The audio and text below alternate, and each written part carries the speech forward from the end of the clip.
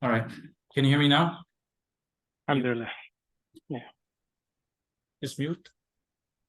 All right. So, as-salah, as I mentioned. Okay, so the first one, salah, zakah, sawm, hajj. We'll drop the jihad for now. That one requires maybe a detailed class, which I don't want to do here.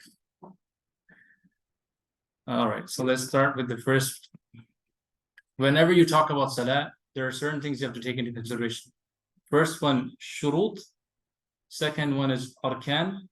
Third one is wajibat, sunan, mubahat, makruhat, mubtalat, anwa'u salat, types of salah. Jum'ah is the types of salah. Salat al-kushuf, salat al-khushuf. All of these are types of salah. Al-khata fi salah is basically the errors or the mistakes that you make in the salah. This book, by the way, it's obviously, this is our translation. It's not an official translation. It's done by a Sheikh from Medina. His name is Amir Bahjat. If you guys like Arabic, I would recommend listening to his video. So the first thing we start is shurut. Okay. Conditions, wajibat, I think I should. Okay.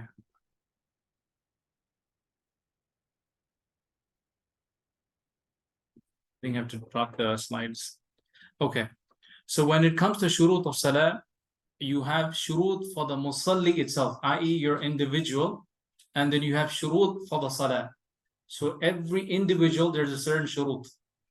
Al-Islam, the second one, al-aql, al-bulugh, bulugh is obviously puberty, adam al-hayd and nifas, not being in your cycle, or postpartum for the women. Now, this is for an individual. You cannot ask a Muslim, if a non-Muslim prays, it's not valid because the shurut itself that he has to be a Muslim. So if somebody prays, no problem, but he's not going to get reward because the condition is al-Islam. The first thing that someone has to meet is the shahada. If he does not have the shahada, his prayer is obviously not accepted. Aql, he should be of somebody of senses. Bulugh, why do they say this? Rufi al-qalam and the pen is lifted on certain people. One is the as-sabi hatta yahtalim, a young person until he reaches puberty. So anybody less than, until puberty is when it becomes an obligation. 7, you will tell him to pray. 10 is when you actually, I don't want to say it especially if it's recorded, but let's say Islamically, you can hit your son not on the face, but you can, at this point of time, this is when prayer is going to be stressed. He will be sinful if he doesn't pray once he hits puberty. The hadith itself is very clear. Now the other one is Taharah, your purification. Dukhulul waqt, for this is for the prayer itself. You should be in a state of purity, both your clothes and your body. Dukhulul waqt, the time has to enter. Satrul awra, istiqbal al-qibla. So any of the fara'id, you have to face the qibla. Satrul awra, I want to just mention very, very clearly, and I'll mention a wide spectrum of opinions because whenever people pray Salat al-Eid, they always come and ask me, why do these people not wear the socks? So I will just cover a spectrum of opinion when it comes to awra. So when it comes to awra, you have a concept of awra for the salah and awra outside of the salah. So the Hanbalis are the most strictest when it comes to this. Inside the salah, other than the hand and the face, everything is awra, except the Hanafis, they will exclude the feet. Did you guys hear it? So except for the Hanafis, all the other madhahib take the position that everything is awra except the hand and the face. The Hanafis will add the feet basically. So why? Now this, when it comes to outside of the salah, let's say if she's a niqabi, inside the salah, she usually exposes her face. This is inside the salah. Now outside, the Hanbalis are the most strictest. The Malikis and Shafis are similar, i.e. they have a belief, obviously this is based off the hadith, but the recommendation, obviously the position they follow is even the hand is in awra, the face is in awra. That's why if you go to Saudi Arabia today, you'll find plenty of women with gloves and they have covered their face also. This is the mu'tamad of the fiqh position. So I'll mention this. Anything that you see on the slide here, mu'tamad is the relied opinion of Imam Ahmad. There is something, this book, that I'm sure, I don't know if you guys attended Dr. Hatim's class. Dr. Hatim, when he taught this book, Umdat al-Fiqh, it is not the opinion of Imam Ahmad. It is called al-Riwayah al-Thaniya, the second opinion of the madhab. That is, this is the opinion of Imam ibn Qudama, where he differed from Imam Ahmad in some 125 positions. So even within the madhab, you have ikhtilaf. That's why we say the mu'tamad, and then we have riwayah thaniya, the second relied upon opinion, and then you have all the other scholars within the madhab itself. Sometimes they took different positions. The most common one I usually like to mention is the position of Ibn Taymiyyah when it comes to divorce. In fact, he took a position that even if you say 3 times, it is still counted as one. In fact, he was jailed for this position. So, you know, there is ikhtilaf within the madhab itself. There's something called mu'tamad, there's something called riwayah thaniya, and every madhab will typically have this. So it's not like everybody in the madhab only stuck to one opinion. It is more like there's something called mu'tamad, the relied opinion, and you have other opinions who branched out. And this may even happen to you. The more you study, the more you start focusing on, is the hadith da'if, is the hadith sahih? That's when you'll start changing your opinions. But for now, we're sticking only to the relied opinion of Imam Ahmad. Okay. دخول الوقت. Obviously, إن الصلاة كانت على المؤمنين كتابا موقوتا. Every prayer will have a prescribed time. There is a start time, there's an end time. Satr al-Awra we already covered. We spoke about Taharah. Istiqbal al-Qibla. We are very, very strict when it comes to faraid. Okay, one thing I want to mention, if you're on a plane, sometimes especially if you've flown Qatar Airways, they literally tell you, sit down and pray. It's on your screen that tells you cannot stand and pray. So, saqat عند العجز, i.e., the obligation is dropped, or the shurut is dropped when you're not able to fulfill the condition. So you will not fight with the air hostess, or you'll not fight with the saying that no, I have to pray. If you do not have an option, let's say you're sick, you're not able to get up, then that shurut will be dropped. Anytime you're not able to do something, like you have a sickness or anything of that sort, the condition will be dropped for you. So hopefully that's how you understand this. It's very, very simple. Is this part clear before we move on? Inshallah. All right, so the next one. So like following an authority, for example, that's like, I'm trying to understand. When you say following authority, what do you mean? Well, you know, like you said, the flight attendants told you to not do this. Yeah, so if you are forced into something, that condition is going to be dropped upon you. Some people say that's not forced. Like, that sounds, I understand what you're saying. By the way, I had a condition with Egyptian Air. I was trying to push myself through. They eventually gave in, but I don't know if you want to be going through that situation. If you want to fight it through like me, go ahead. But Qatar Airways, they literally had a huge signboard. I was like, okay, I don't want to do this every time. So when they kind of force you, there's also an issue of space sometimes. If you're going Kuwait Airways, if you're going Emirates, like it's I think the Emirates, there's space. They tell you, okay, you can pray here, and you can face what obviously the Emirates usually has. It tells you where the Qibla is. Sometimes you don't have that option. You guys clearly don't fly too much, looking at all your faces. But some airlines, they tell you literally where the Qibla is. One of them is Emirates. Turkish Airlines, if you're flying from the Middle East to within the Middle East, it tells you, but from the let's say from Turkey to the US, everything disappears. You have no time. You have to make judgment based on like the sun, moon, whatever. That's how you do it. But inshallah, let's go to the next slide. Okay, 2 things. Ashurut, yes. Brother, you said about Taharah while you're praying. So, do you have any instruction for me while you're praying? Oh yes. So subhanAllah, I forgot to tell males. My bad. My males also. I'll give a spectrum because awra is very important for males. So awra navel to knees is bare minimum. The Hanafis will include the knees. Imam Ahmad will say if you're able to cover the shoulder, it's an obligation for you to cover the shoulder. But all the other madhahib, navel to knees, they will not include the knees except for the Ahnaf. Except for the Hanafis, everybody will go navel to knees. The Hanbalis, Mu'tamad, will tell you if you're able to cover the shoulder, it is an obligation for you to cover the shoulder. So that's the awrah for men. Hopefully that's clear. So the socks thing that you brought up earlier was for sisters only. Sisters only, not for men. Sorry. Yes. I read that if you don't have sleeves, you cover your shoulders, it's fine. But if you have sleeves, you roll them up for wudu, you put them down. Yes. So it's makruh for you to be folding your sleeves in salah, not outside. Outside salah, nobody cares. In salah, your clothes, your hair, everything should just be flowing in short. So let's say don't tie your hair or don't tie anything like, so everything should be free flowing. So hopefully that as your sleeves, let it open. Your pants, let it open. Okay. So this is actually, sorry, if they have like an abaya or like a coat that's long enough to cover the feet, they don't need to wear socks. Yes. Okay. The goal is to cover. Got it. It doesn't have necessarily be a socks. Keep that in mind. I'll give you another one also. This is obviously, you can write a thesis on this topic. And somebody asked me this, I mean, we mentioned this yesterday when I was at a masjid, is that nowadays, obviously, people wear pants, right? Even sisters wear pants. So people go like, oh, how can a sister wear pants? So remember, we're talking about covering.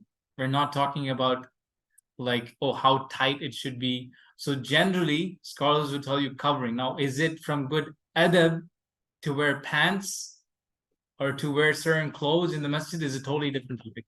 But the bare minimum, generally, people will tell you, because even if I was wearing a kandura, most of you can see the shape of my shoulders. Or you can see, even if I'm doing ruku', I'm doing sujood, there is some shape you're able to see of a person's body. It would be better etiquette to wear loose clothes, but the bare minimum is to cover the awrah. This is the bare minimum. I'll just give you a scenario.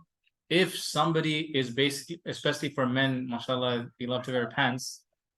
So what is the most common thing I've seen sometimes is the pants, they drop and the shirt goes up, especially if he's in sujood or something. It's very common, very, very common. So does that make his salah invalid? Okay, so if it is for a short stint, it's overlooked. Remember, anything yasir, anything that is, let's say you have a small piece of blood, it's always overlooked. You're not expected to make wudu again if it's just a small scratch. Same thing, if when he goes down for a small stint, it's exposed, he should cover it. But if it's exposed for a long period of time, it's invalid, because then he's not fulfilling the shart of covering the awrah. Is that clear? Anything yasir is always overlooked in the deen. Mercy. Yeah. The first look is fine. Some people say that the first look is okay, but if you do that. Yeah, that's when you're sinful. But how long is long? Because the only time that would happen would be when you're doing probably sujood. So if it happens at all, it's going to stay for the whole sujood. Yeah, so I mean, sujood is still considered, it depends on how long the person is doing sujood also. So this is generally what I recommend not to, especially some people wear shorts or low pants. You know, be very, very, you know, ihtiyat fi deen wajib is something, a comment you'll find throughout the fiqh books is that taking precautions is an obligation upon the individual. So this is something you want to make sure that you're doing whenever you pray. So if you know you're wearing pants, usually either I try to make sure that my shirt is long enough or I just tuck it in and I pray. So there's no shubhat while I'm praying. If you're wearing shorts, you know, in the Gulf, they would carry an izar with them, basically the lower garment. In the Indo-Pakistan, they would call them lungis, or Bangladesh, they would just call them lungis. So it's basically an izar, it's a lower garment. They would fold it with them, and anytime they have to pray, they will tie it, finish the prayer, take it off, and they move on with their lives. This is what they like to do. Either you have, it is very common to wear 3/4. We call them 3/4 in the Gulf. I don't know. Here it's the short things. To wear it lower than your knee itself. So in that way, you're covered. So hopefully that covers all the questions back and forth. So if I were to ask you, what's the mu'tamad of awrah for a guy, what would it be? And what about shoulders? If possible, yes. That falls under your question. Yes. And that, Imam Ahmad's position is to, if he has the capability to cover, he's going to cover. All right. So you're doing taharah from one thing, obviously. Taharah min al-najas, taharah min al-hadath. Najas is impurity. So obviously when you have impurity in you, let's say you have blood or you have pus that's considered impure, or any sort of impurity from the two exits, you're supposed to cleanse yourself. لا يقبل الله صلاة أحدكم إذا أحدث حتى يتوضأ. Allah subhanahu wa ta'ala does not accept the salah of somebody if he is in a state of impurity until he does wudu. So your two things you're doing, tahara from the impurity and tahara min al-hadath is a state, basically what you're having. So whenever you're in, let's say you need to do wudu, you're in a state of hadath, you're in a state of minor impurity. If you have najasa, you're purifying from the impurity itself. So you don't need an intention for you to clean. Like for salah, you need to have an intention, I'm going to pray a dhuhr or asr or maghrib. But to clean your impurity, you just wipe it off. You don't need any intention. And let's say the impurity got washed through rain, you're done. So hopefully that's clear. Can we move on? You can give examples of what's najis, for example. So that inshallah, that's going to come. That's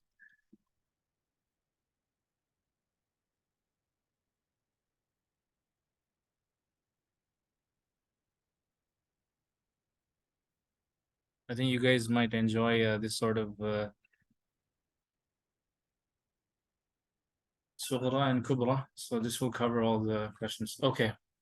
The purifying person, as we mentioned for the salah itself, this again goes back to the salah. The person has to be the mutahhir, the purifying person itself, Muslim, aqil, somebody who's sane. Mumayyiz is 7 years old.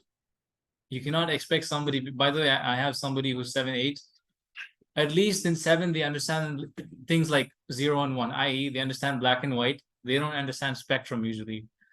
But once they hit puberty, they're able to digest general information way better. So mumayyiz is again, this is when it's again, this is a purifying person. Nawi, innamal amalu binniyat. You have to make intention, you're going to do wudu. This, any act of ibadah, you have to make an intention. So wudu is an act of ibadah. So you make an intention, you're doing wudu. The next one, there's 2 ways you purify yourself. Al-ma and turab. Turab is obviously tayammum. When you purify yourself with dust or say sand, nothing wet but dry. Ma obviously is water. So there's 2 things you purify yourself from: as-sughra and kubra. Sughra is your minor. Kubra is your major purification. Mutahhir minhu, obviously minor impurities and major impurities. Major impurities we'll cover down the line, inshallah. Is this slide clear before we move on? This is pretty straightforward. Aqsamul ma. So again,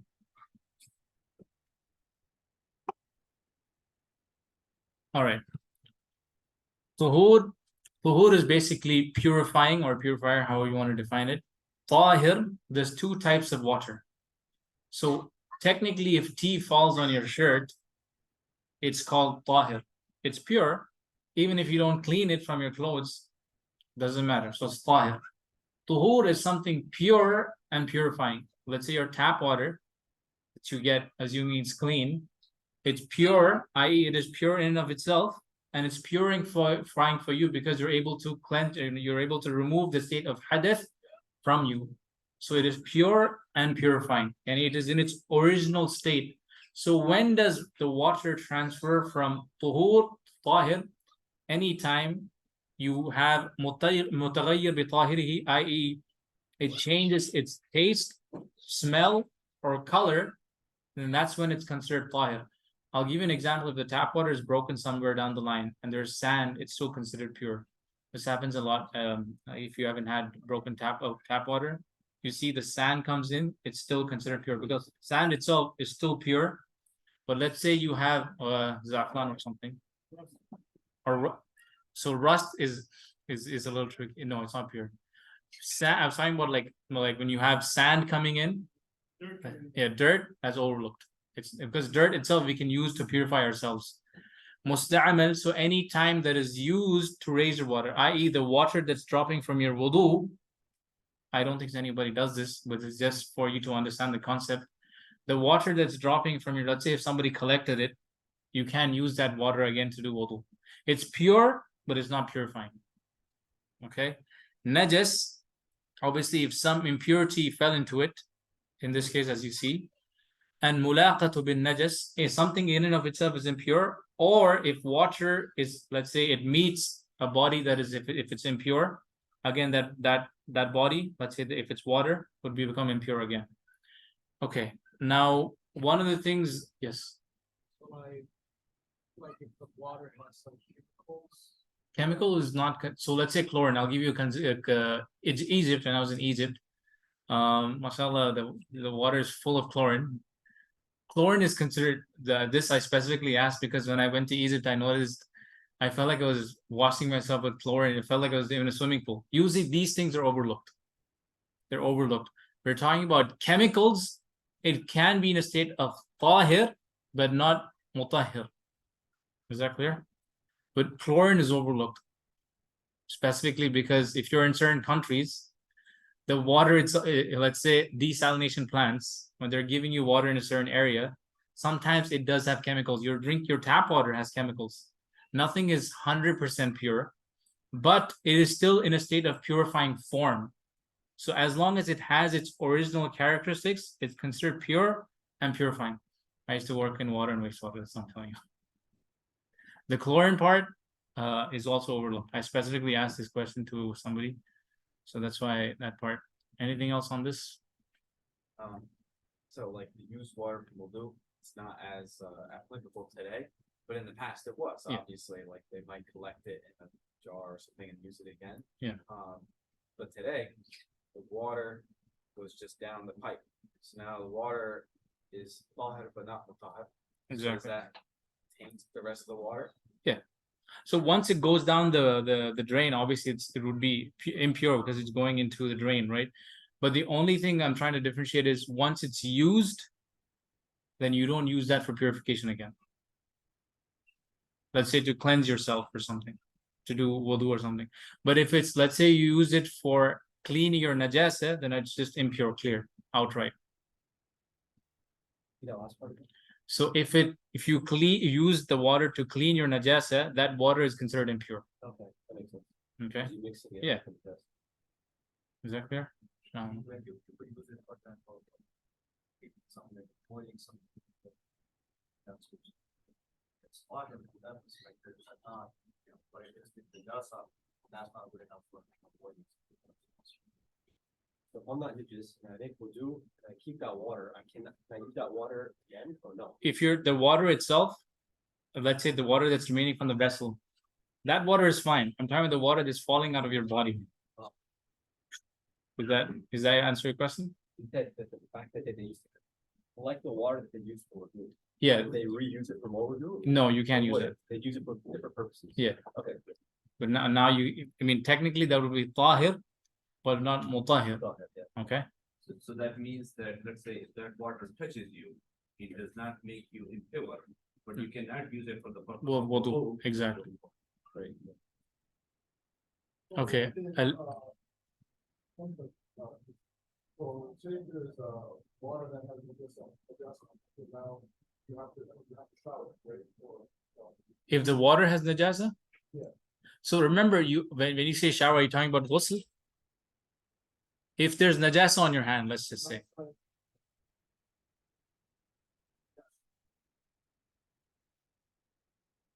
Just wash it off. That's it. They just wash it off. You'll only do ghusl if you're in a state of major impurity. Al-hadath al-akbar. You just wash it off. That one, inshallah, will cover. If you're a Hanbali, you'll have a very difficult time once you hear this opinion, but you're going to become a Hanafi with this. Okay, so al-aniya is vessels. Somebody had recently asked me this.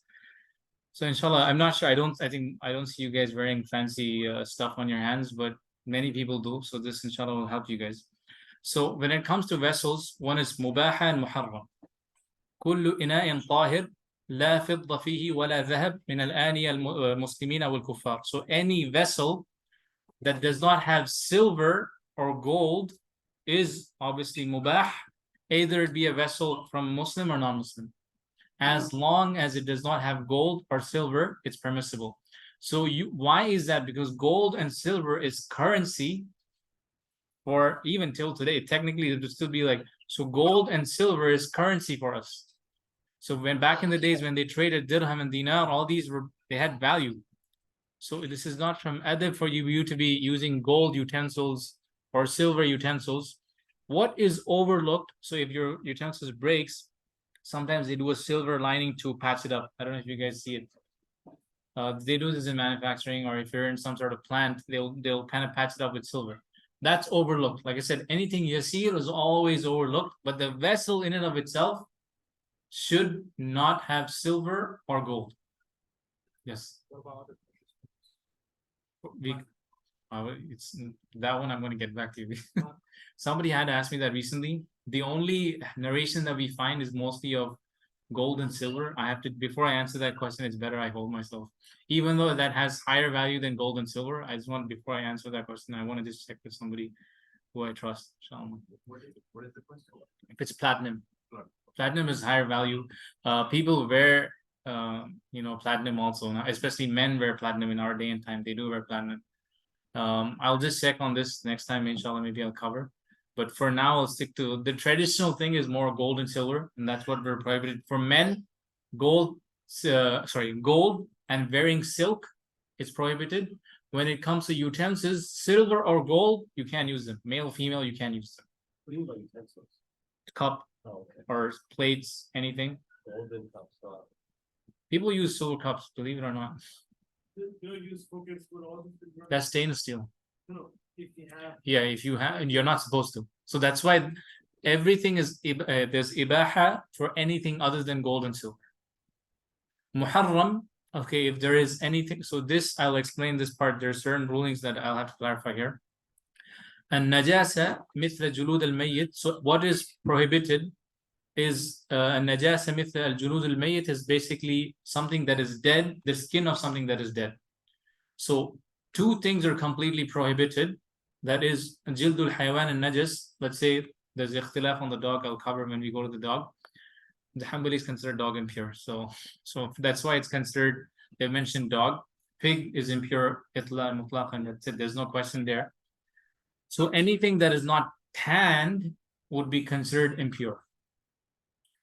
The other madhahib, if you have tanned, let's say, the skin of an animal, in that case, they will allow you to use it even for, let's say, you can tan an animal and hold it to drink water. The Hanbalis will tell you strictly only for dry things, i.e. if I were to carry a book, it would be allowed. Or all the other madhab, as long as it's tanned, they overlook the using the dead skin if it's tanned. You mean to say the leather water bags are not allowed in Hanbali? Yes, if you're going to carry water, yes, the Hanbali madhab, they will not allow you to. Obviously, that would be, but all the other madhab, they do allow it. If it is tanned, the other madhab, they allow it. So tanned leather can be any type, or pig and dog is not allowed. Pig and dog is not allowed. Dog, like it says, ikhtilaf. The Malikis are the most flexible when it comes to dogs. The Hanbalis insert the dog impure. Even as a tanned. And cats will. Cat is pure for us. No matter what, the dog and the pig. Dog and pig is for everybody. Be considered impure. Right.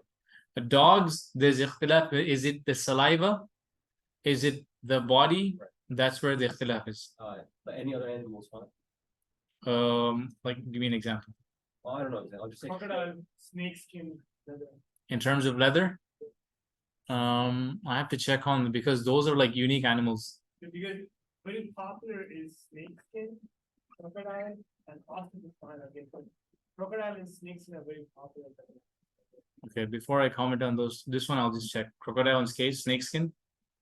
Usually, I mean, the only narration that for kelb, إذا ولغ الكلب في إناء أحدكم وغسله سبعا أولهن التراب. There's only specific prohibition on the dogs and the other. I have to check about the other animals. I know there's restrictions when it comes to animals that have the certain teeth. I have to just check what is the comment on the swallows and the particular animal, especially the ones with the teeth. I can just check, but I'm not sure of those animals. But this is just for drinking water kind of, right? But like every day. Anything that's dry, okay. So let me give you an example. So let's say they will allow you to use tanned bags, which should be overlooked. Okay, so like a hand. Let's say it's an animal. Except Hanbali. Hanbalis won't allow it for wet things. Oh, okay. Okay, why am I saying this? Because najasa does not travel with something, does not transfer for something that's dry to dry. So a dog, let's say if it came and brushed you and you know it's dry, najasa did not transfer. That's why so this is why the whole saliva concept comes in. That's why even the hadith is إِذَا وَلَغَ الْكَلْبِ, if the kalb actually licks inai ahadikum, the vessel of somebody, that's why they say, oh, it's only the saliva that's actually impure, but all the Hanbalis consider the dog itself impure. So it depends on how you interpret the hadith. Saliva dog is pure, but if the dog is dry, is not. So if the dog is dry, I'm talking about, let's say if the dog's body, obviously there's no saliva in the dog's body, they will tell you if it just brushes you, it's fine. Because let's say if there was najasa that was dry, it's not transferring from one to the other. Najasa only travels from a wet body to another wet body. Right. So that use that as your, because there are people who ask me, oh, if I touch this, oh, I touch that, dry to dry, no transfer. Dog in the drain is basically you're touching something that is pure Hanbali. So Yeah. one question, for the leather, only for Hanbali people, for otherwise it's dry, if it is dry, it's okay to use, like, you could wear crocodile. Let's say you're going to carry books on that bag, it's fine. No, I'm okay, leather of crocodile or. Yeah, the crocodile is the one that I said I'm going to check. Crocodile and snakes that you specifically asked. Inshallah, that one I'm going to check. Is that clear about this? What time is it right now? How long did we start? Can I do one more slide if you guys don't mind? Then we'll... Yeah. One more. All right. Next one. I think. All right, let me just check what's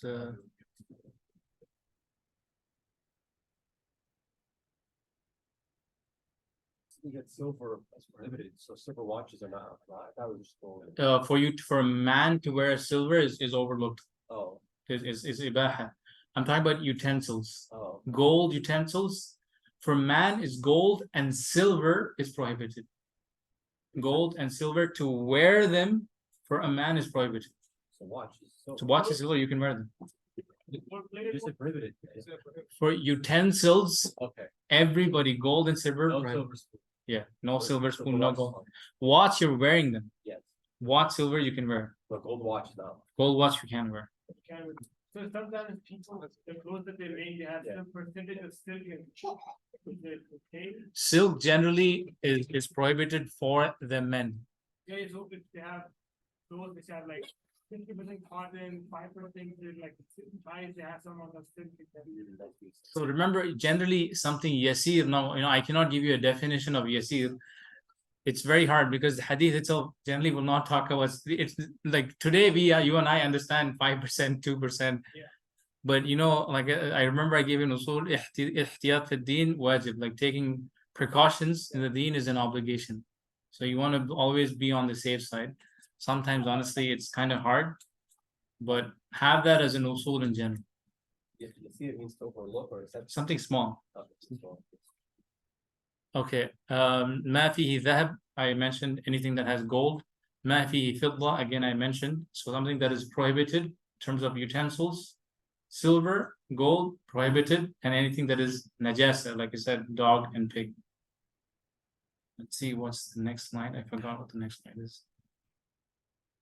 Okay, we'll start with this one and then inshallah in 10 minutes maybe we'll stop.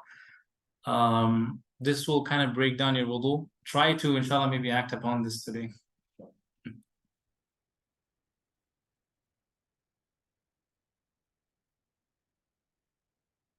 Okay. This is the last one. Okay. Wudu, as I mentioned, anything and everything in when it comes to ibadat, when it comes to salah and wudu, there's something called furud, there's something called wajibat, shurut, and sunan. Let's start with shurut, because obviously anything we do, I said innamal a'malu binniyat, that was the first thing condition you need to have when it comes to ibadah. niyyah. You start with the niyyah that you're making a niyyah for wudu. The second one is, before you start your wudu, one of the things you have to do is إِزَالَةُ مَا يَمْنَعُ وُصُولُهُ.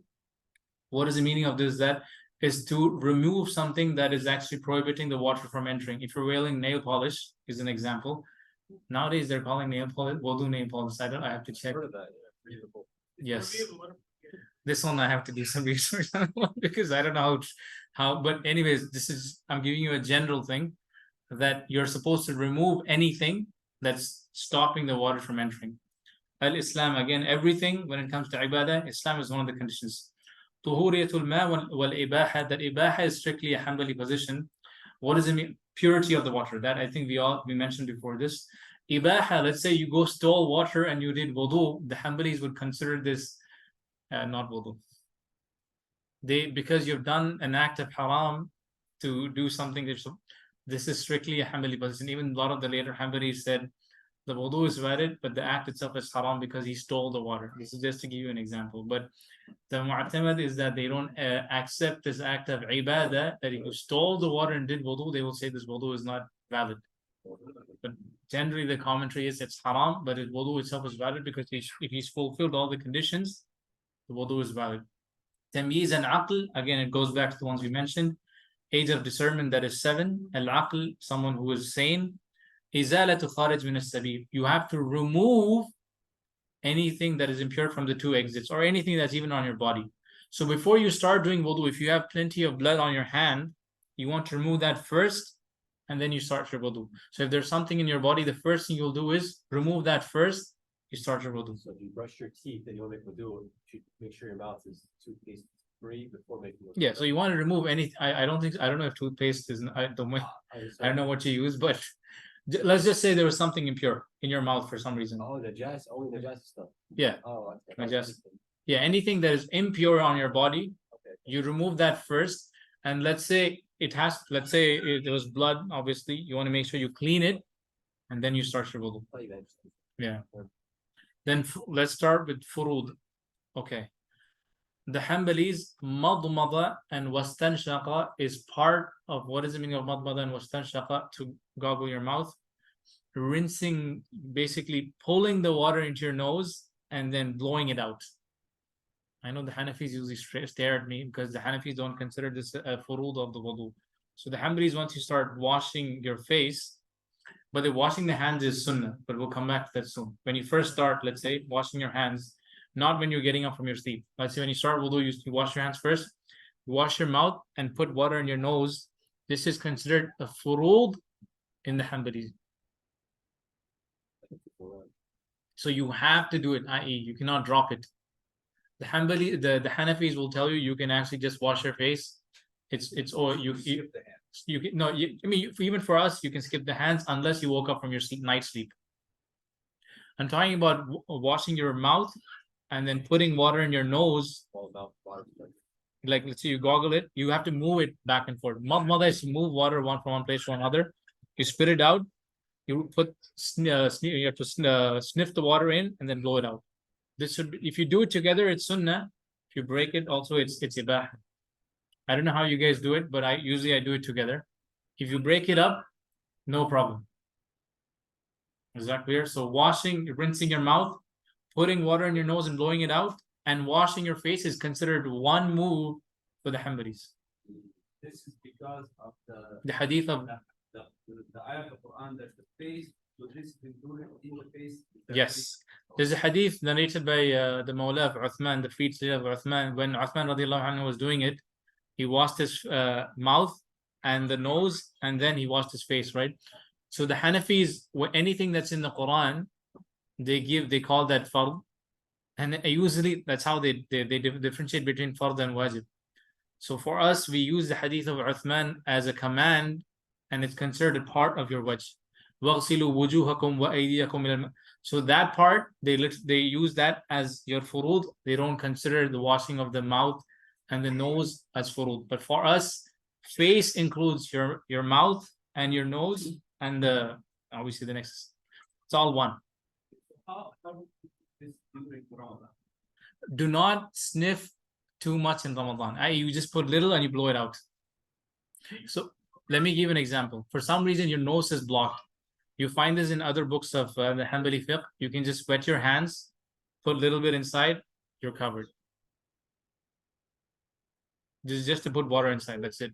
If you're like scared that you may sniff the water all the way in, let's say, you can either do a little bit or you're scared, wet, because the goal is to put water in your nose. Keep that as a goal. This, yes. Yeah, I maybe I missed it. When you were describing earlier, so you do not know that you move around the mouth. But you have to be careful not to swallow it, right? Yeah, do not swallow it. Same is for the nose. I understood that you need to sniff it up. Sniff and blow it out. So you take the water in, Yeah. and you blow it out. Okay, so it doesn't have to go all the way. It doesn't have to go all the way. The condition is the water has to go in. That's it. And the face, what starts is what is in between the ears. So you need to make sure everything that's up to obviously the jaw, the lower part of the jaw is what the Hanbalis would consider the face. I mean, you go below, and obviously the top part of your head. That is the face. Did I cover the boundaries? Between the ears? The entire beard. No, yeah. So if you let's say you have a beard, it's almost impossible for the water to go. So in that way, you can do this, but that is a sunnah. Okay. So your job is to make sure you wash the face. If you have a beard, it's almost impossible for you to make sure that didn't go into every single cell of yours. So at least you just wash whatever you can. If there's any open space, you can wash it. Let's say eyes, all of this is open space. Here is all open space. You can wash those. The beard, obviously, it is recommended to just do this, but it's not a furud of wudu. Obviously, for women, it's just clear washing. Ghaslul yadayn. Yes, So if you're fasting, can you gargle or can you not gargle? you can goggle. You don't just have to make sure you don't swallow it. Okay, ghaslul yadayn, again, when you start washing your hands from the beginning up to the marafiq is up to the elbows, including the elbows to be precise. Okay? But there's a difference between gargling and mudmuddah. Gargling can you don't have to do that. Yeah, not that. Oh, not that. Yes, okay. Madmada is to move water from Your mouth is- rinsing your mouth. Okay, but no gargling. Gargling is when you take it to your No, right? So we can't. the water is going down at that point, I can tell you. So washing your face means for us your mouth, nose, and then you wash the actual face itself. The next one is hands, starting with your hands itself all the way to the elbows.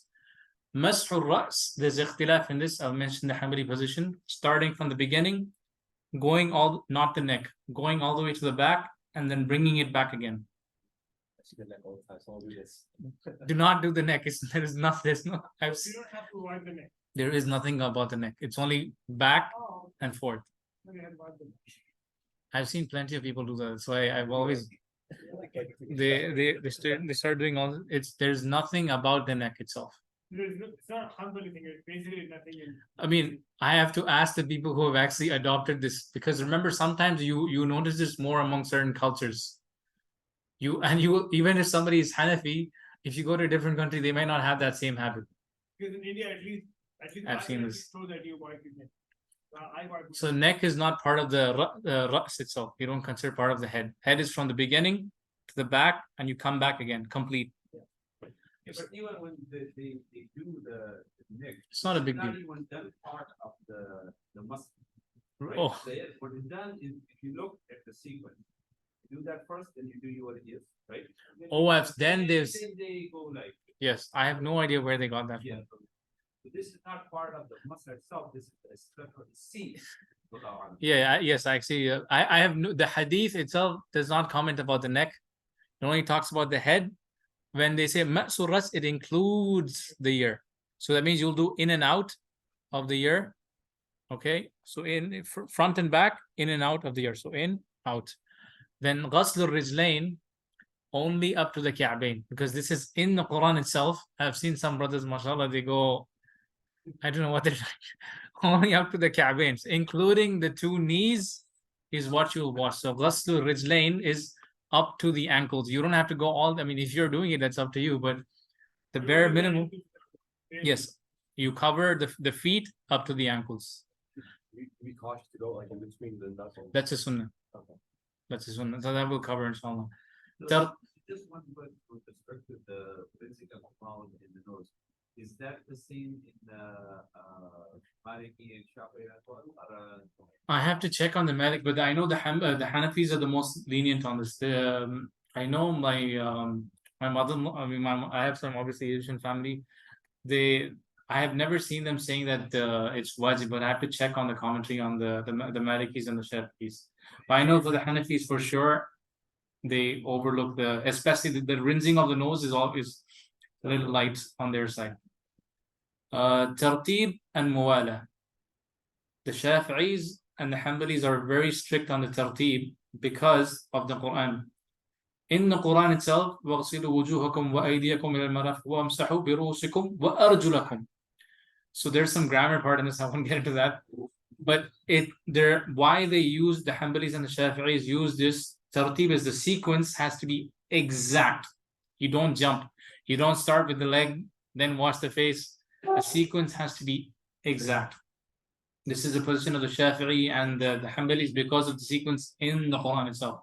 So what if somebody forgets? Like you wash your face, you start the right way, but you forget their hands and then you wash the feet. Just go back to the hand and then wash the. So let's say you dropped something. Okay, let's say you washed. You went in sequence and you forgot the hand. You started washing your feet.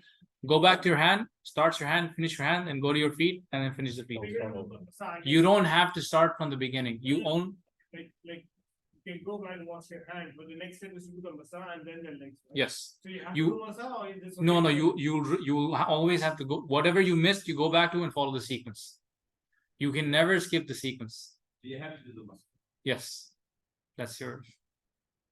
What is the meaning of mawala? Is basically if somebody, let's say, calls you, you're just chilling on the. Let's say you're doing wudu. You just answer the call. You're like, "Hey, bro, what's up?" And you're having a long conversation. Obviously, things have become dry. There is no mawala. It has to be done one after the other, and you should not be based. I'm not talking about you going. People used to do this in the Muslim countries. They will wash their everything in the bathroom, and they'll come out. There's usually a wudu place. They will wash their leg in the wudu place. So that distance is nothing. There is still mawala, but you're talking about somebody who's just, answers the call and then he looks around. Or in this case, he's not having the mawala. That is, there's no continuity. It has to be non-stop. I heard that if your body parts don't become dry, it's okay. But Yes. if they become dry, you gotta redo the wudu. If it becomes dry, but remember if you're in a room that's well heated, those things become dry very quick also.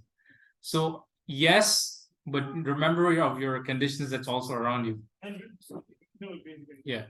Dry would be a good way to understand it, but if you're in an area that's extremely dry, or if the heater's on or that sort, that's another one. Time is it? Can I do 2 more minutes and we'll stop? Sure. Okay. Wajibat tasmiyah is basically to say Bismillah. This is a wajib in the Hanbali madhab. La wudu'a liman lam yudhkar ismallah. There is no wudu for the one who does not mention the name of Allah subhanahu wa ta'ala. This is strictly a Hanbali position. Internally or verbally? Verbally.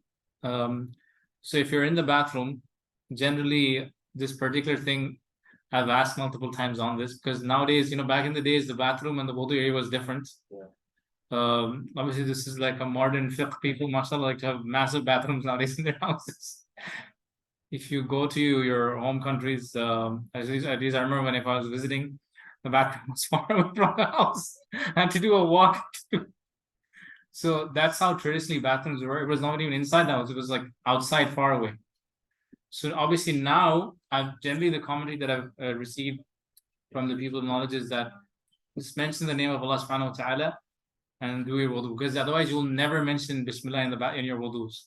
Unless and until you're in a wudu area. Most, even let's say the bathrooms here, they're all inside. If you're going to do wudu, it's inside a bathroom. So it is overlooked for this one. To say Bismillah, if you forget, it's overlooked. Okay. If you forget, some commentaries I have found say Bismillah as soon as you remember. But the general relied opinion is like if you forget, it's overlooked. So the next one, Ghasl al-Kaffayn thalathan, if you get up from your night sleep, washing your hands 3 times is a wajib in the Hanbali madhab. So how do you define 3 times? Because you want to. It's running water, so it's hard. 3 times. Just, I mean, it's hard when you have running water. Back in the days, you poured little, you washed, you poured little, you washed. But when you have running water, it's pretty easy. When they say 3 times, obviously, I don't know how to calculate when it comes to running water. So that's clear? This is when you are Sleep. Yeah, for fudge, exactly. Yeah. Now, let's say I go to the bathroom. Is that something? It's sunnah. So that one would be considered sunnah. So if you're just generally washing your hands to start wudu, it's sunnah. You say bismillah and you wash your hands on a normal, like let's say I'm going to do wudu now, it would be considered sunnah.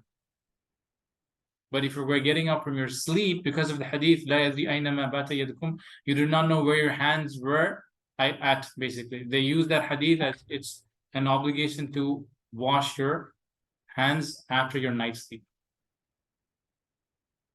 Okay, I think we'll stop here because the sunnah is, because time is, they pray 10, right? One last question. Yes. So. Oh, 9:45? Oh, I better stop. So, the night is basically you slept so that you don't know where your hands are. Yes. Sometimes they go sleep in the afternoon, wake up after 2-3 hours. Afternoon is, there's no hadith on the afternoon part, so they don't apply it. They use the hadith literally. That's why remember, sometimes the ikhtilaf is, so let me give you one example. We join prayers here, right? So let's say when it's snowing or when it's raining, I've seen MCMC, they join prayer. So there is no hadith itself of joining prayer for Dhuhr and Asr. There are narrations of the Sahaba doing it in Medina for Maghrib and Isha. So the Hanbalis will allow it for Maghrib and Isha, but they will not allow it for Dhuhr and Asr, because they stick to the literal narration. And some of the ones who made qiyas saying that if it's allowed here, why not allow it for Dhuhr and Asr? And they expanded it. The Hanafis are the most strictest on this. They would just say Ibn Taymiyyah's position is as-salat, to do the safest, the correct thing is to just pray the prayer on its time. So this is why it depends on how literal you want to get when it comes to all of these details.